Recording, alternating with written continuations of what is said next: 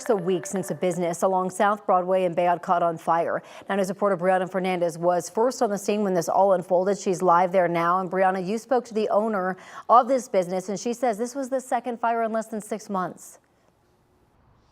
Yeah, it's really heartbreaking to hear what the owner has been through. So the first fire happened back in February. The latest one happened last week. Like you guys mentioned, we were first here on scene. We saw a heavy police presence between Denver Fire Department as well as DPD, and the owner telling me that there is a lot of smoke and water damage. So take a look at your screen. This was a video when we arrived here on scene. The Denver Fire Department arrived shortly before 5. They found smoke and fire coming from the first floor of the building, and you can see a large hole, broken glass, and items on the ground. The owner of Philanthropy, Vesper Holly, says a man was caught on camera setting the fire. So this surveillance video shows around 2:30 in the morning a man in a black t-shirt walking to the front of her business, lighting a match, bending down for just a quick minute, and then walking away. Holly says that this area is a hotbed for the unhoused, drug use, and vandalism as well. She says other businesses are closing as well, like Coco Coquette, which is right next door to the Philanthropy.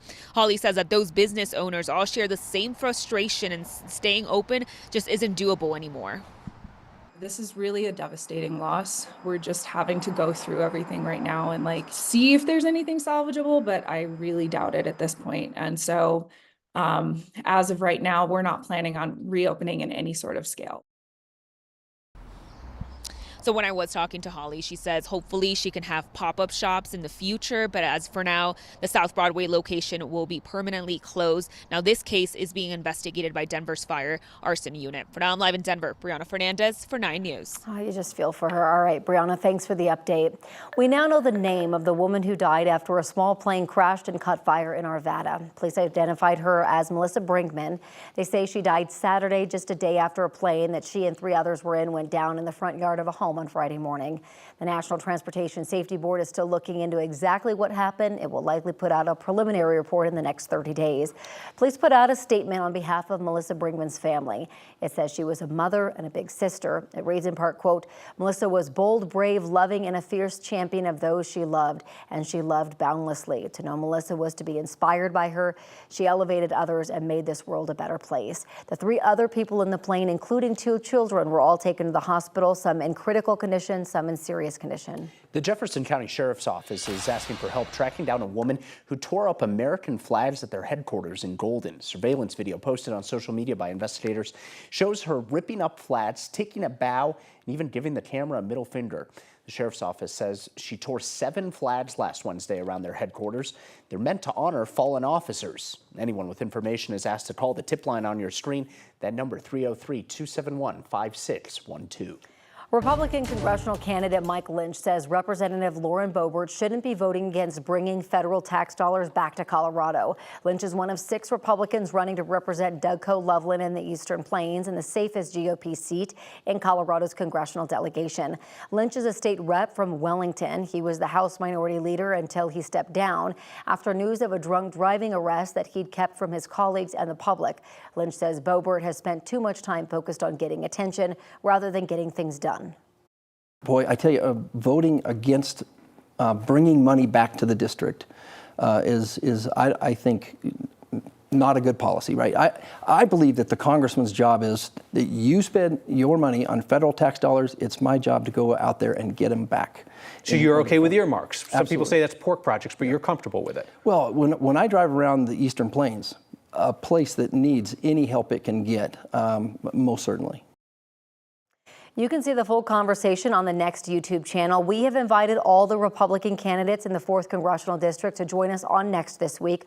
All but Congresswoman Lauren Boebert and Jerry Sonnenberg have agreed.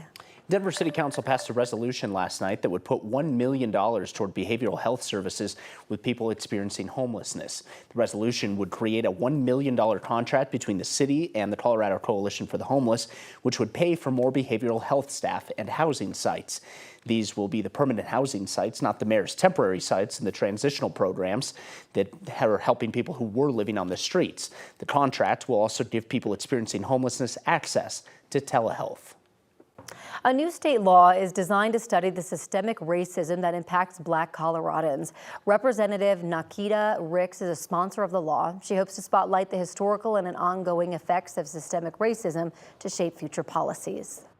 we thought that it was very important to not look at only the historical context of Blacks in Colorado, but also to look at the economic impact of and the financial impact, what this has caused the Black community and what it could look if we were on par with other members of the community. The study is being supported by private funding, not with state dollars. The nonprofit Collaborative Healing Initiative within Communities, or CHIC, has been gathering donations since last year. The study needs $785,000 by the end of June 2025. And one thing to know about the weather for today, we do have showers and storms around for this afternoon, but today's will have a lower risk for severe weather compared to yesterday's. And I think we're going to see a bit more of a concentration of those showers and storms on the south side of the metro area, especially 470 on south, DTC 470 on south. I think in Denver, we likely stay dry, about a 20% chance for a storm this afternoon in Denver. Erica? Chris, thank you so much. One thing I do want to remind you all of, I know we've mentioned a couple times this morning, but RTD, a little bit later this morning, there will be some impacts to the A line for some ongoing maintenance. So starting at 9 o'clock this morning, going to 1 o'clock this afternoon, shuttle buses will be replacing the light rail between Union Station and Central Park. We know that certainly makes things a lot slower. So if you rely on taking the A line, maybe headed out toward the airport during the day today, either direction, something to keep in mind and make sure to give yourself some extra time. New this morning, an exciting day in the culinary world here in Colorado. A few Coloradans now named James Beard Award winners in the category of Best Mountain Chef. Matt Vaughter with Rootstock in Breckenridge is the winner. Penelope Wan with Yuan Wonton out of Denver was also a nominee in that category. An outstanding restaurateur went to Erica and Kelly Whitaker. They have a few just incredible restaurants across the metro area and Boulder. Wolf's Tailor and Bruto in Denver, Basta in Boulder, all with Michelin recognition as well. An exciting year for them.